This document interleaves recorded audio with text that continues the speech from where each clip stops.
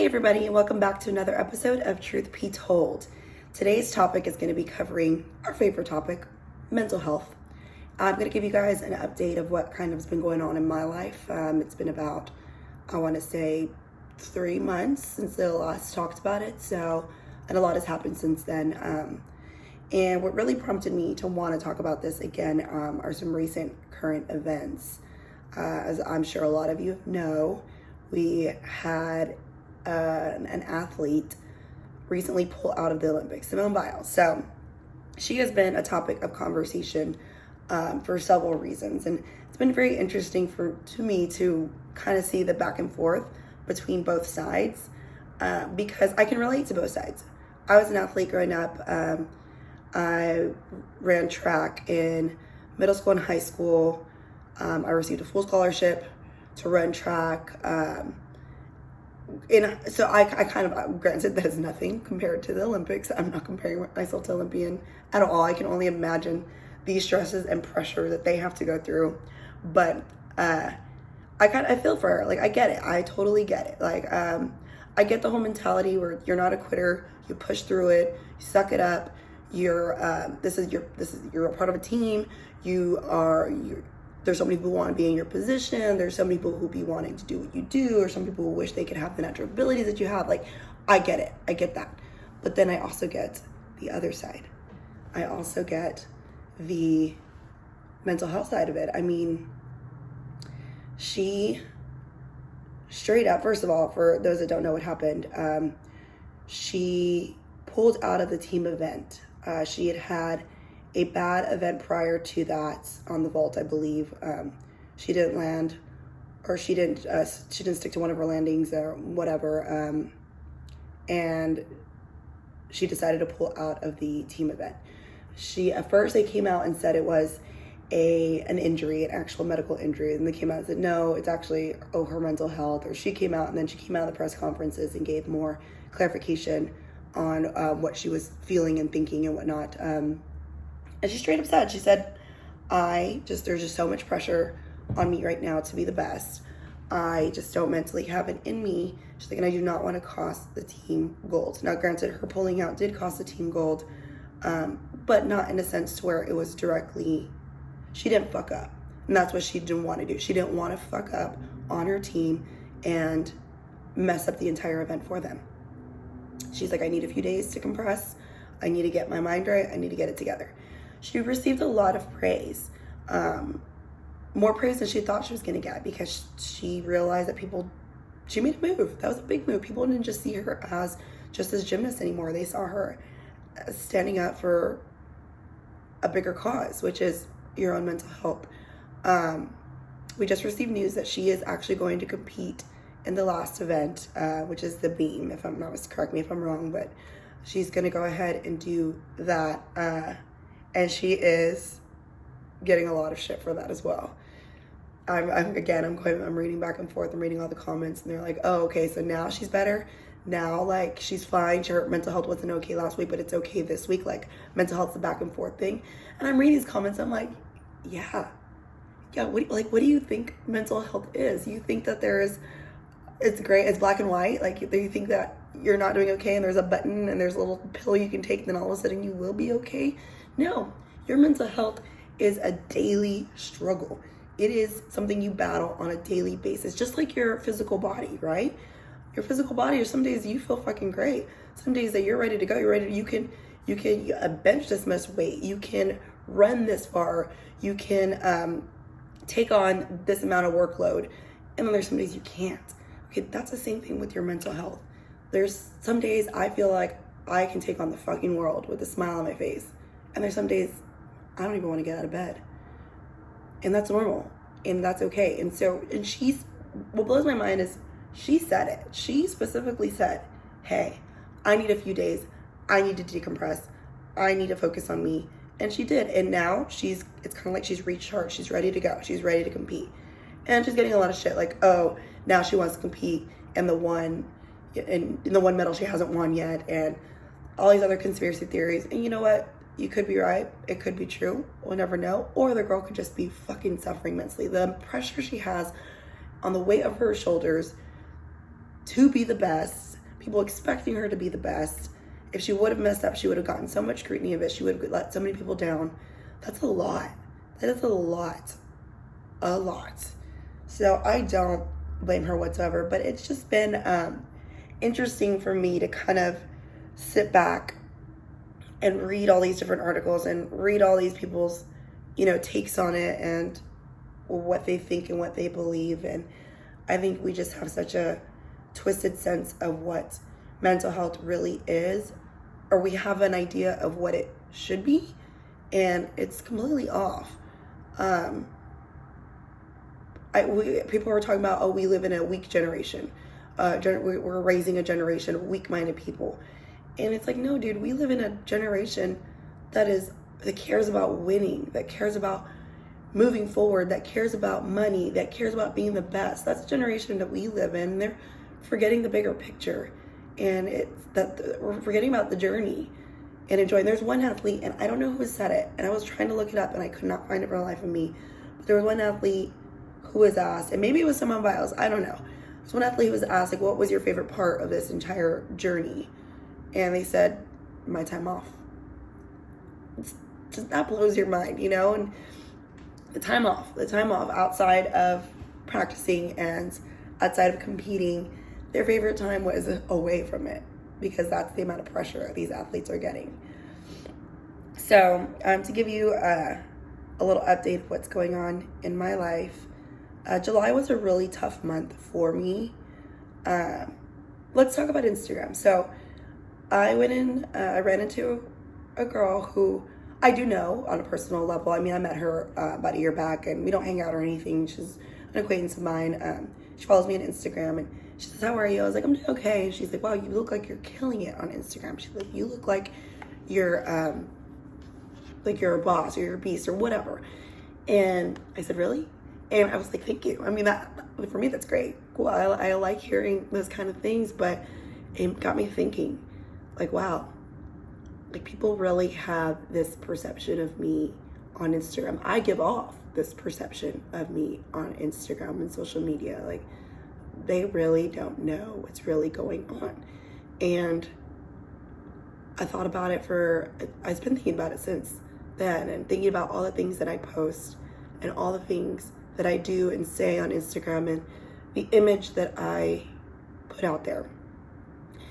And I started thinking about everybody else's Instagram. And so if you go to my Instagram, if you go look at what I post, you'll see a lot of me in nice clothes, like being into fashion and partying, drinking, having a good time, going to parties, going to nice dinners, constantly living it up. Like, that's what you'll see. And is that a part of my life? Yeah, it is. I mean, that's something I do on a daily basis.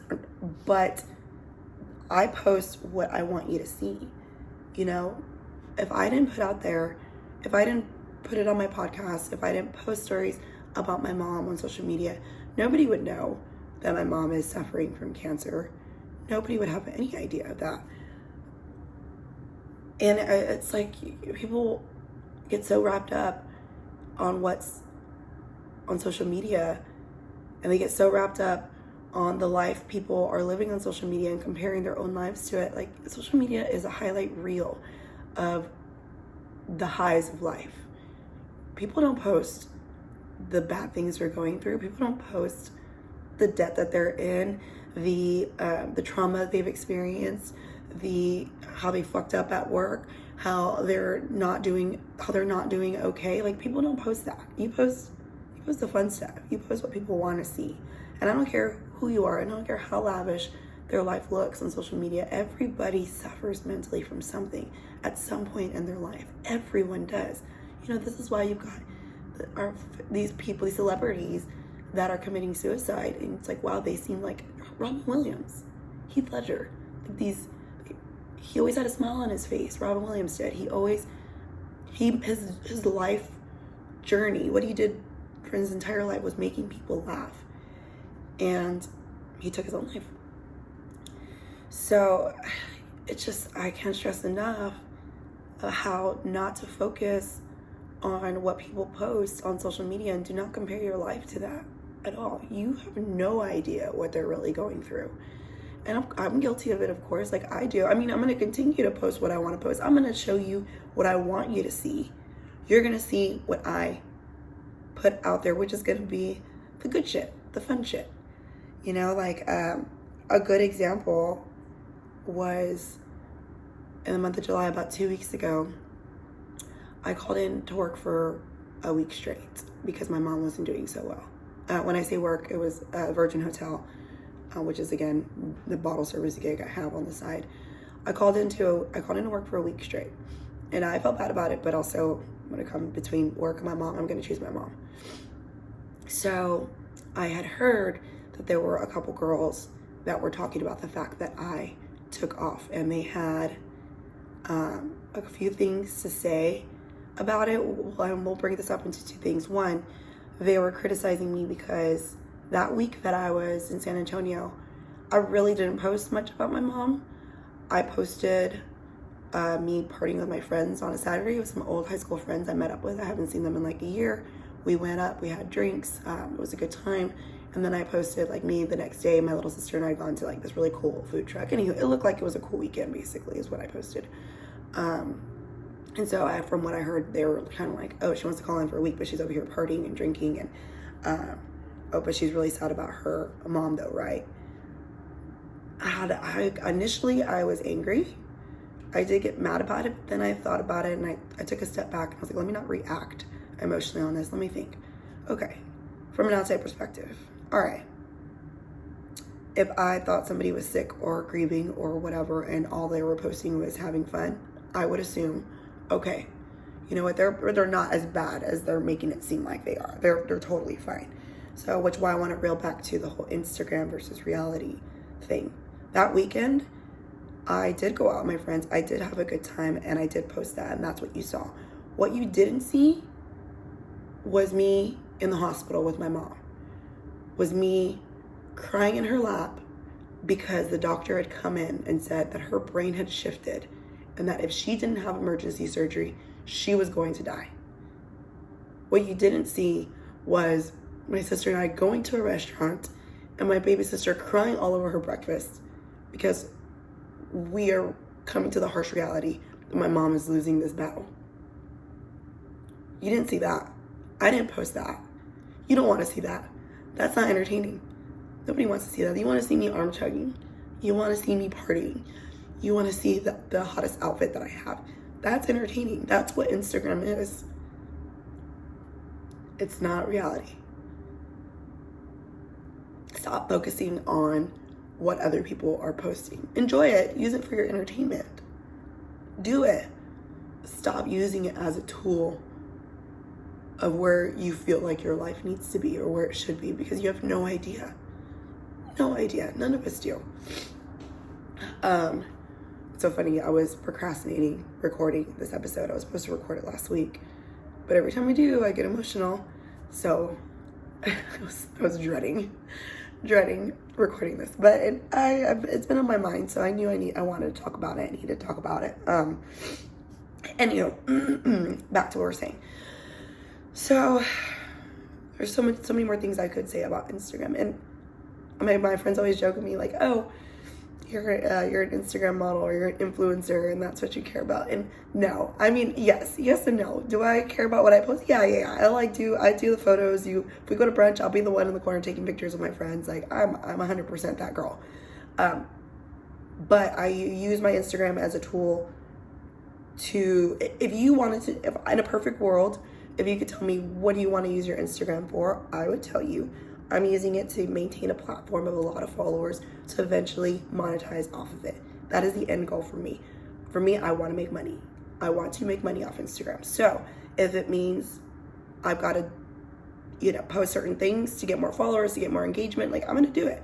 Instagram is one of my major tools for real estate. It's where I get majority of my leads. So there's nothing wrong with it. Again, there's nothing wrong with social media whatsoever, as long as you're using it for the right things. And as long as you know, as long as you know what it's for and what its purpose is. Instagram, social media can be a beautiful tool. I mean, it's our generation. Technology is our generation. That's where we're headed. So I'm not going to knock it. I'm going to embrace it, but I'm also going to have a reality a good perception of it as well. So, yeah, back to the Virgin Hotel. So back to that whole, what happened with those girls.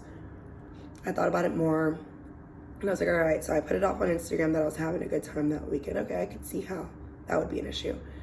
But I thought about the other side of it. I was like, all right, even if I was partying the entire weekend, like, what if that's all I did, right? Like, who's to say what is right and what is wrong when it comes to grieving?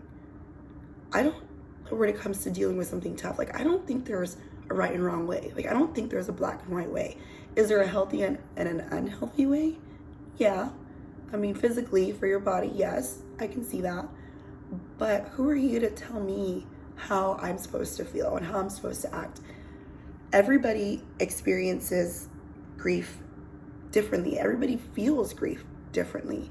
So for me, and I think I talked about this in my very first episode, I shut down. My natural instinct is to not talk about it, is to pretend like it's not happening, and it's to get fucked up and party. That's what I like to do. That's what I want to do. Is that the best thing for me? No. I know it's not, but it makes me feel better. It makes me feel good in that moment. Maybe not in the long run, but in that moment it does. And when you're feeling that amount of pain, you don't care anymore about what's right and wrong. You don't care about what's good and what's not good for you. You just want to feel better. You're willing to do whatever it takes just to feel okay. So if you see me partying it up and looking like I'm living my best life, you actually don't know what's going on behind closed doors at all. So I am not a self-help book kind of person whatsoever. I love to read. I do read a lot. I haven't read that much this year, but it's because I've been incredibly busy. But typically when I read, it's fiction books. If they are nonfiction, they're going to be more about money or trying to like learn how to make it, use it, whatever. But like when it comes to self-help, I don't read a lot of those. And I should, because there are some really, really good ones. Don't get me wrong. But I started reading this one. It's about the 12 steps of grievances. And normally I'd be like, oh, whatever, this is bullshit. Like, I don't need that. It's all crap, whatever. But I started reading it and I was like, holy shit, this is me. This is exactly what I went through. And so I'm going to share a few of those with you for anybody who's going through any of this, or anybody who's going through the loss of a loved one or something incredibly tough. And because it kind of helped me, I was like, okay, well, this is normal. It was okay for me to feel this way. And the reason why I'm talking about grieving right now is because I'm gonna give you guys an update. So my mom, in the month of July, her brain cancer has progressed from stage 3 to stage 4.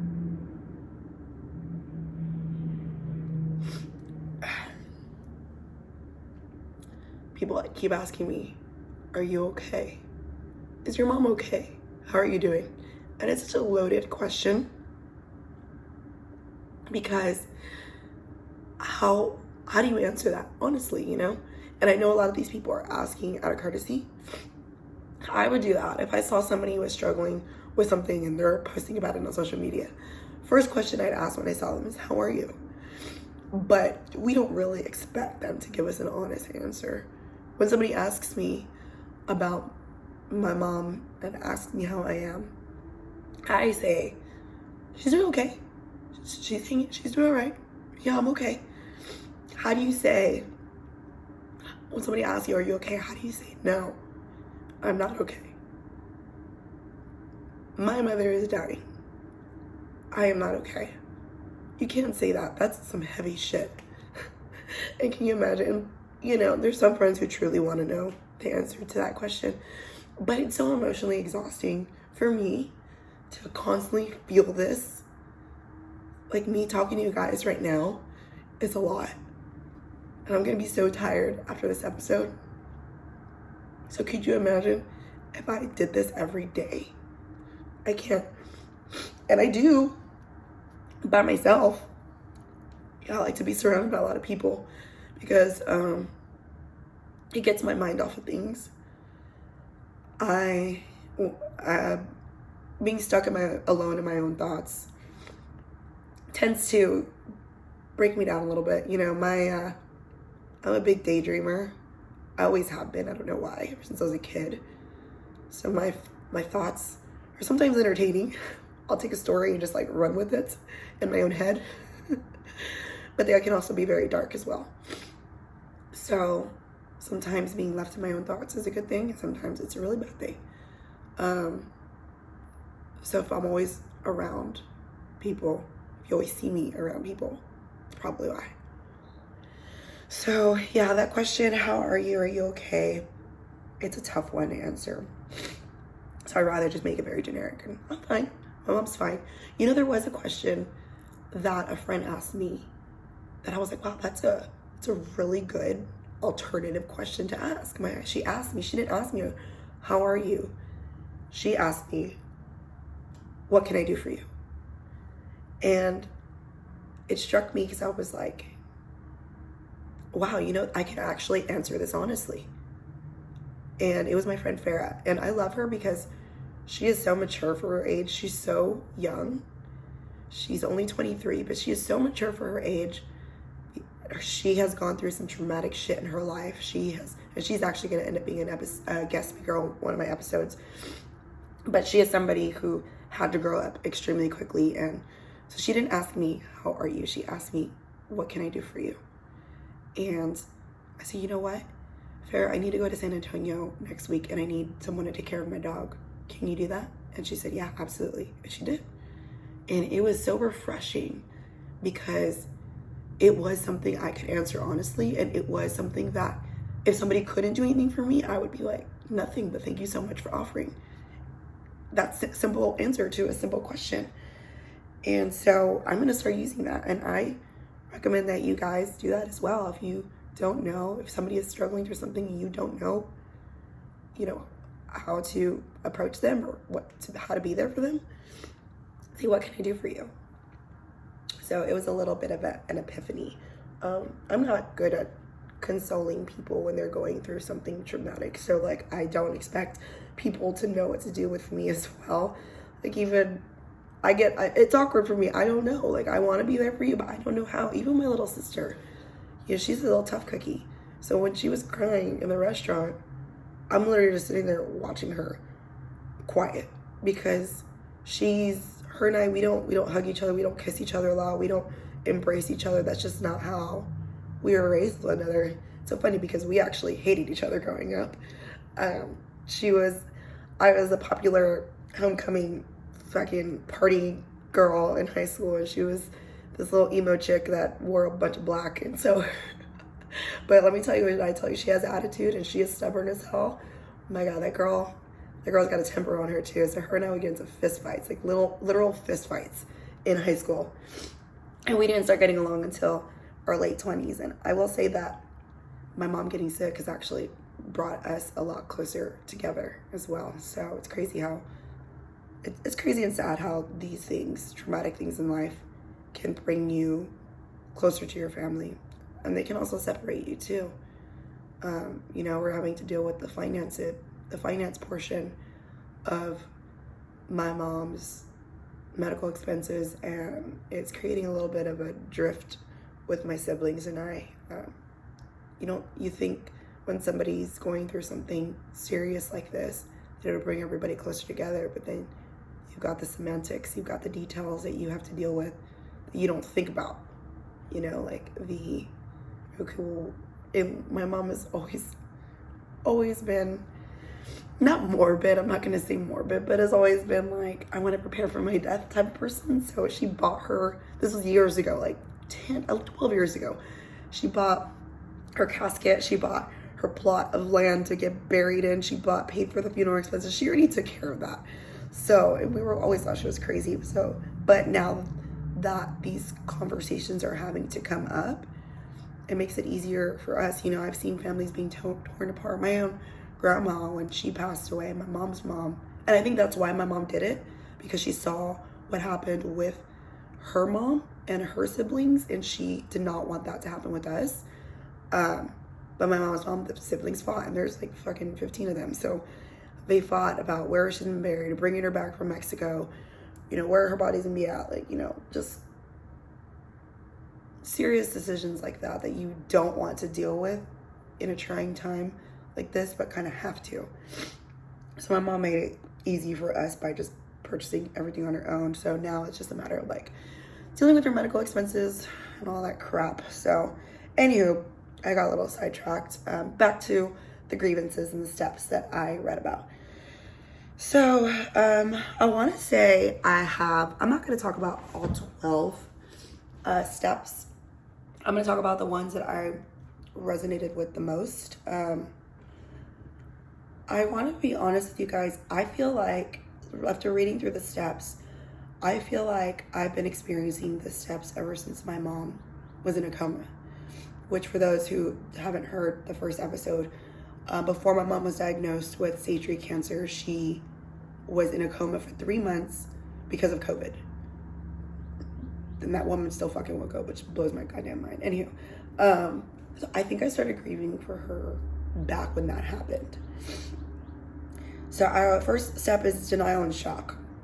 Just something I was definitely in when I got that phone call that my mom had COVID and she was in the hospital. Because the way she found out she had COVID, she was going in for a procedure because my mom has always had health issues. She's always suffered from high cholesterol, borderline diabetic, high blood pressure, a ton of surgeries, arthritis. Like she's never taken care of herself. I mean, in her defense, she's from Mexico. She didn't know proper nutrition. They didn't have proper nutrition. You know, my mom stopped going to school when she was in the 2nd grade, and her dad pulled her out, and she went and sold milk door to door. And the little, what do they call it, carucha, the carriages that horses carry around. So she'd go door to door and sell milk to people. Her version of eating healthy, rice, beans, and meat. That's all she fucking ate her entire life. That's all we ate growing up.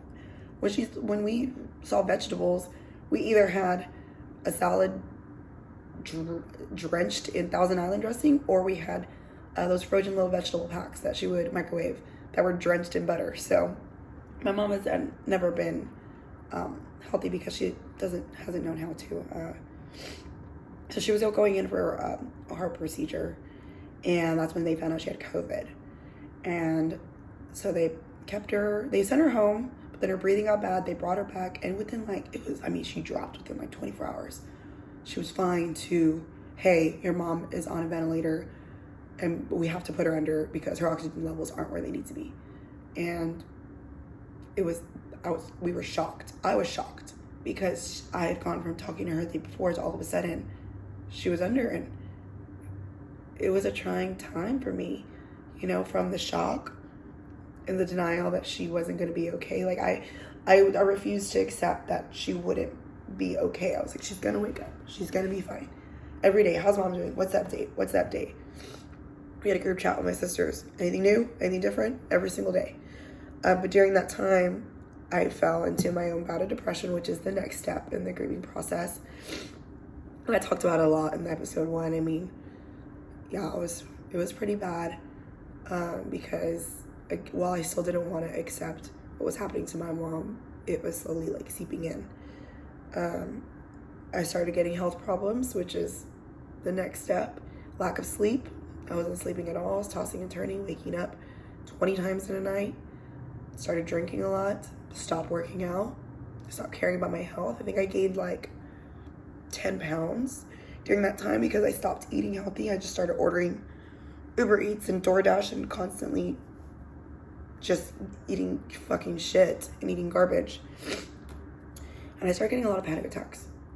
I have asthma, so the first time I ever had a panic attack, I thought it was an asthma attack, and I grabbed my inhaler, and the inhaler wasn't working. And I was like, what is happening? I can't breathe. And I went to my doctor, and I explained what happened. They're like, well, what were you doing at the time that this happened? And I was still in school, so I think I was studying for a final.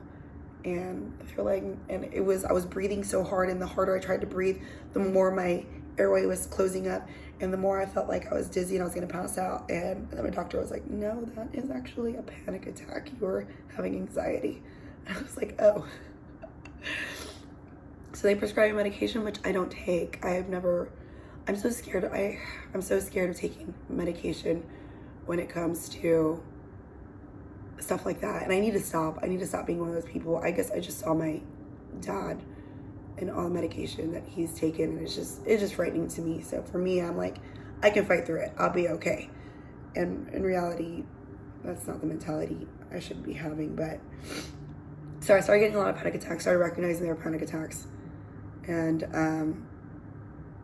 they were happening a lot during this time. And it was always at night. Always at night. Never really during the day. Always at night that I got them. So the next step that kind of settled in was guilt. A lot of guilt. That one I struggled with pretty bad. Out of the siblings, I am probably the least close with my mom. The least close with my family, period.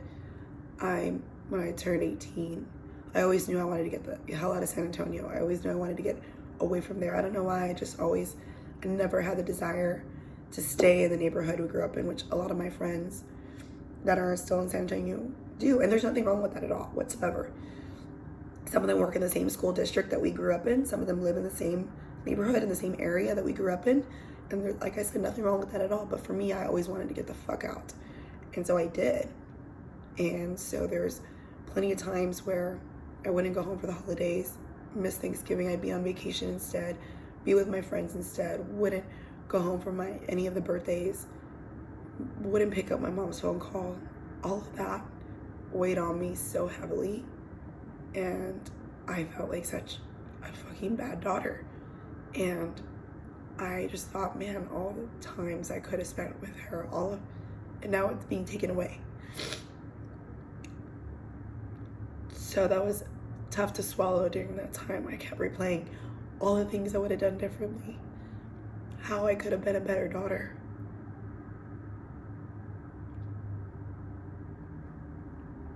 It weighed heavy on my heart. So, next up, intense emotions, exhibit A.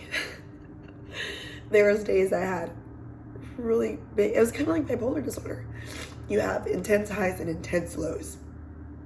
There would be one day where I would get up and be like, hell yeah, I got my coffee, I got this, I would fucking kill it. I would be so productive and get so much done in one day. And then there were days like I said, I could not roll out of bed. I didn't answer my phone. I wasn't posting on social media. Whenever I wouldn't post on social media, it's so funny. I had a handful of friends that would text me and be like, hey, are you good? Because they were so used to me posting something. So when I wouldn't post anything, like, are you okay? Are you fine?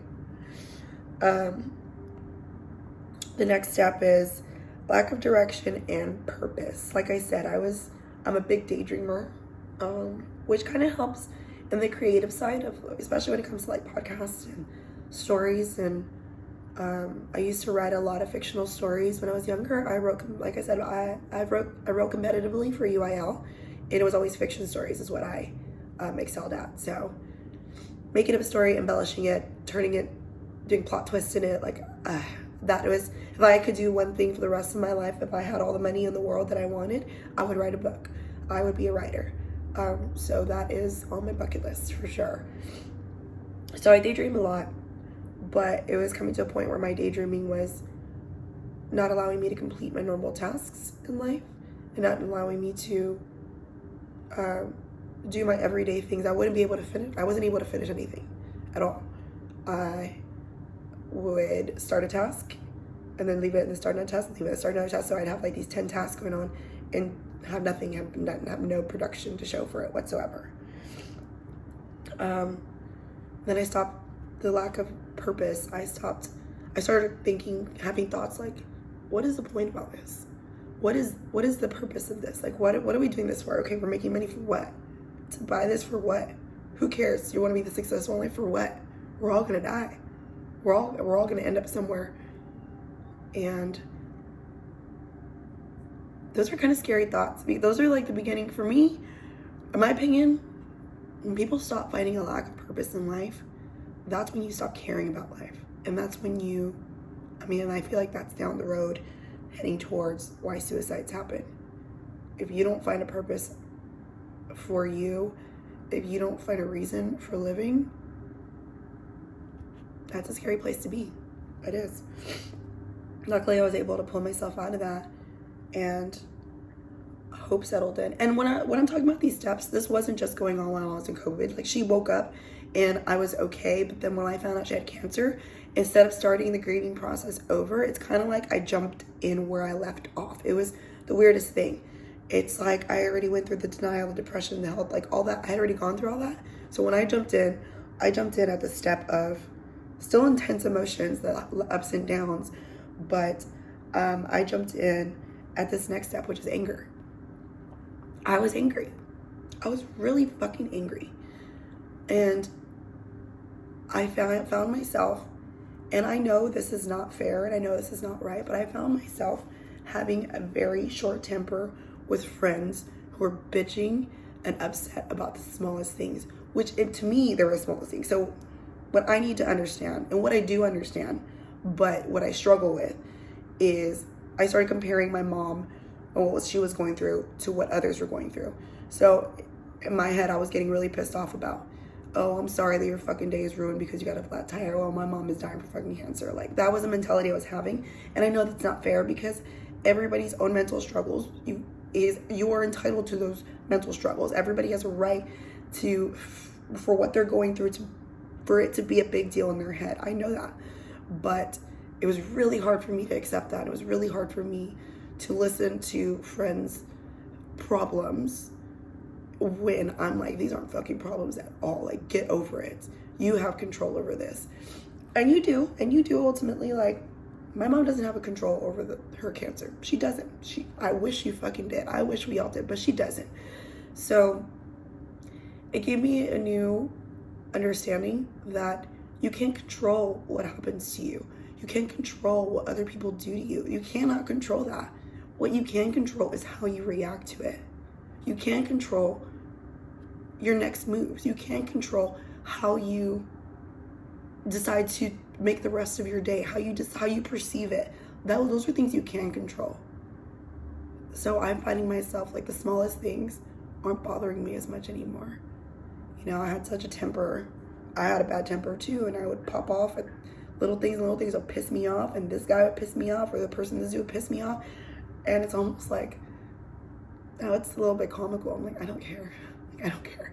It doesn't bother me. I don't give a shit. So another reason for anger is I'm really fucking angry.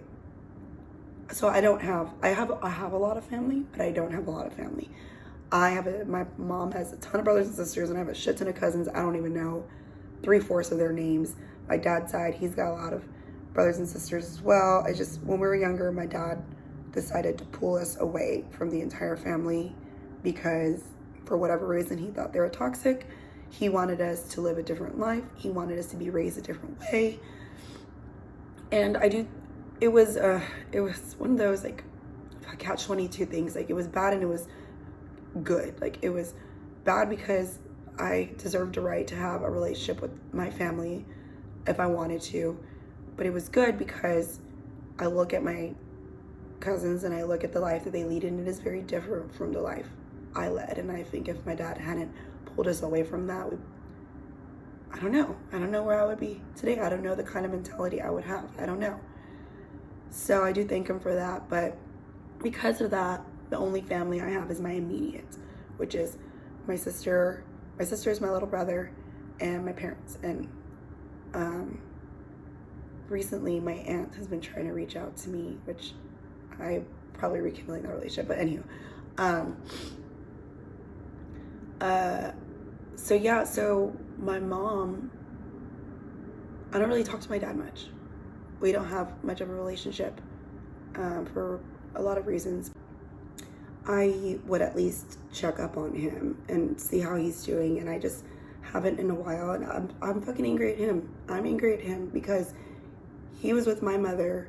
They were together for 35 years, and my dad is a very prideful person, and he's very stubborn, and I know, and What I'm pissed about is that he didn't want to check on my mom when she was in a coma at all.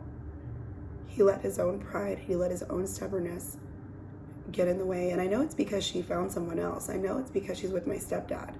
So he has it in his mind that, oh, well, she's with him. But I just can't wrap my head around it. Like, you were with this woman for 35 years. She is the mother of your children. And you didn't go see her. You didn't check up on her. So I'm trying to let that go. I'm trying to not be so angry. Like, my dad's a tough dad. My dad's a tough man to love. You know, he's done and said a lot of fucked up things to me, and I can always forgive that, and I probably always will forgive him for the things that he's done and said. But it's very, very hard for me to forgive him when it comes to my mom. And I think, and he's the reason why I wasn't as close to my mom growing up. I always almost, I hate saying this, but it's the truth. I almost lacked respect for her for all of the shit she put up with from my dad. All the things that she was okay with dealing with from my dad. And I used to think, like, how could you? You are so weak. You're so dumb. Leave him. And it was tough. Sorry, that's my dog barking in the background.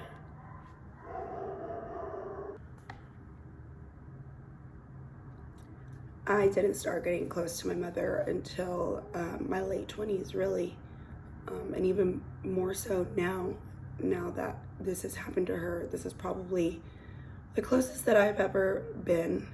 So this kind of leads to the last step, which is acceptance. My mother has stage 4 brain cancer.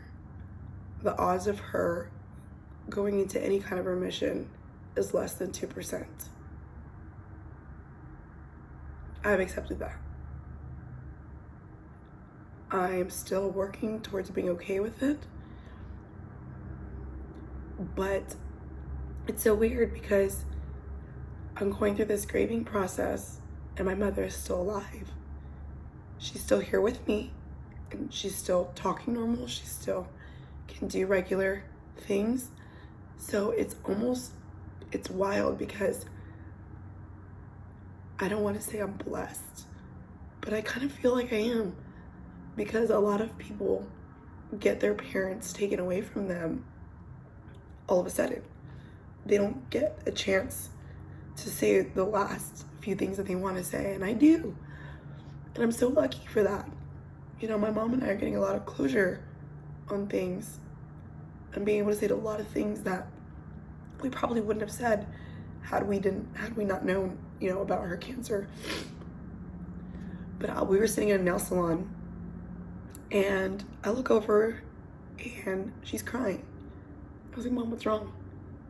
And she's just said, I'm so sorry for the mother that I was to you. She said I could have been a better mother.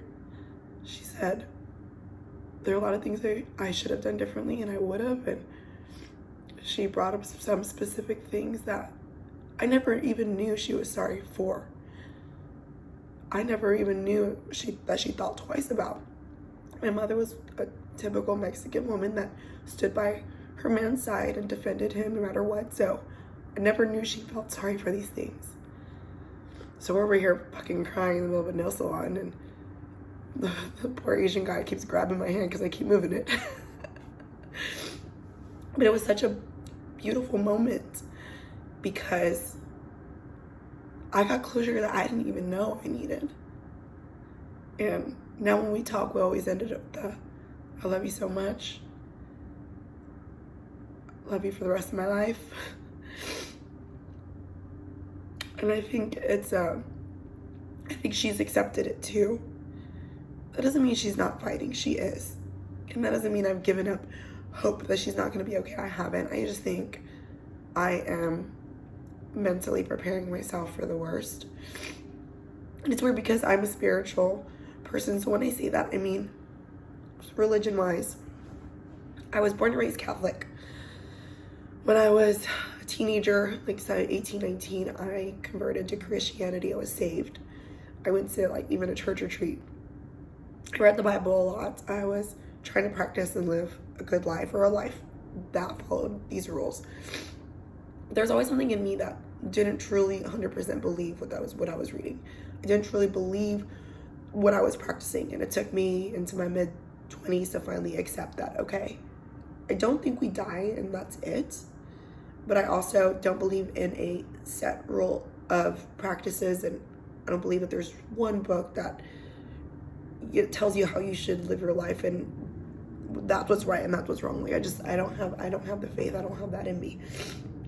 But my mom does, and she's a huge believer in the power of prayer. She goes like once every couple years. She drives down to Brownsville. Apparently there's like this huge church.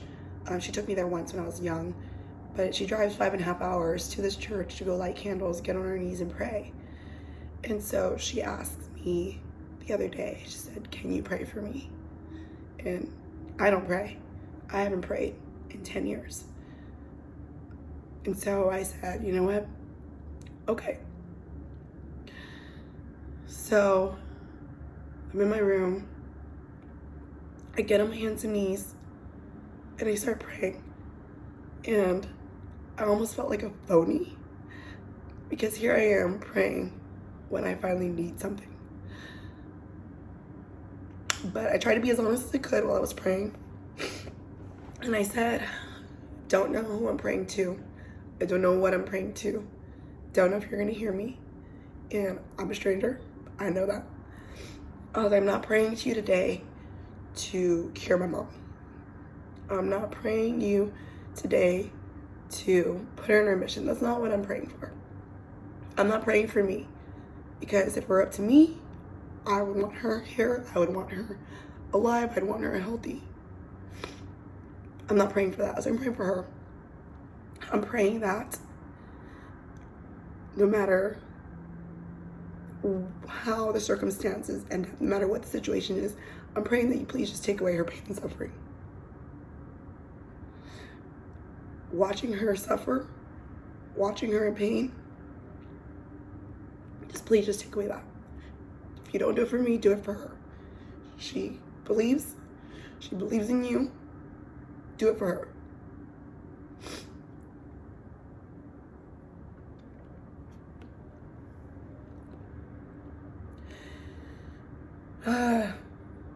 Because of this, I'm seeing so many things in so many different ways now. You know, like if somebody were to ask me tomorrow, or somebody were to tell me, you are going to die tomorrow, are you happy with your life? I would look back and are there things I would have done differently? Yeah. Are there things I wish I still would have been able to do? Yeah. Shocking to y'all, I do want babies. I do. I do want to leave a legacy behind. I do want to find true love. Those are two big things that I do want. But if I look back at my life, I feel like I've done it right. I have loved, I have lost, I have met some amazing people, I have experienced the highs and lows, I have traveled, I do what I want when I want, I laugh when I want. I think I'm doing it okay, and I'm gonna continue to do it.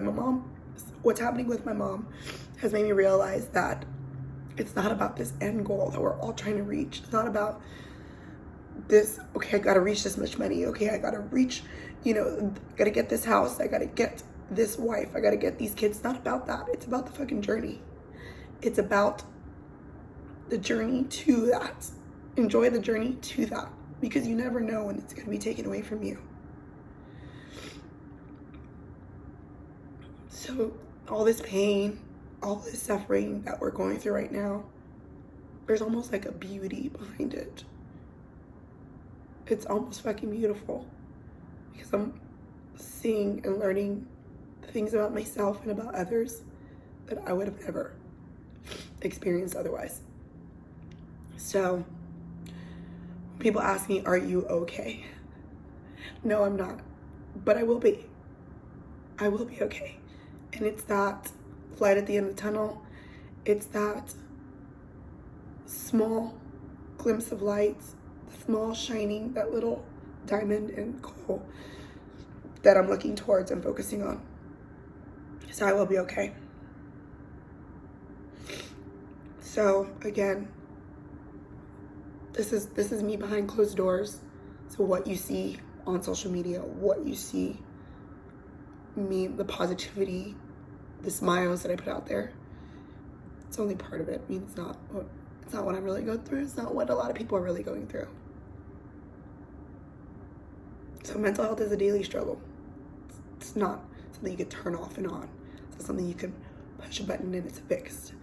It's not something you can take a pill and it's fixed. It's something you're constantly working on. You know, you work on your body, you exercise, you eat healthy, you work on your body every day, work on your mind every day as well. Focus on your own mental health as well. You know, this feels good. This, as depressing as it looks, this feels great for me to let this out and to cry.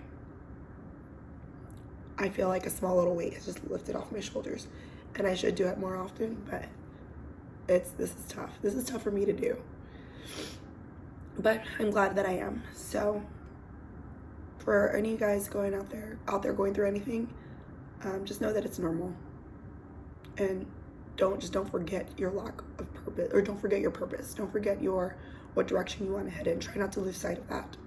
And just know that regardless of how things end up, you're gonna be okay. You will be okay.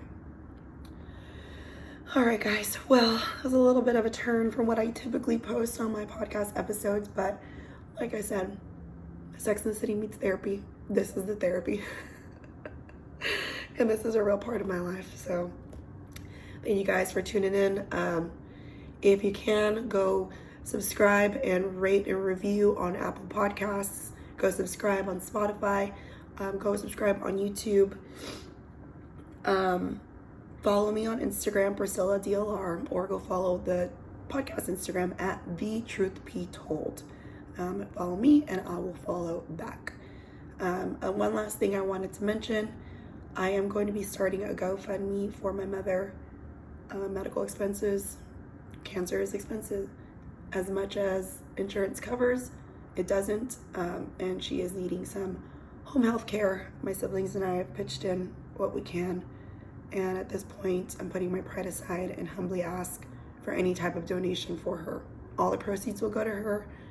There is no amount that's too small, so whatever you can donate would be greatly appreciated. Family members who are listening, please don't tell her we want to surprise her with the proceeds once we gather them together. So thank you so much for tuning in, guys. I will see you guys next week.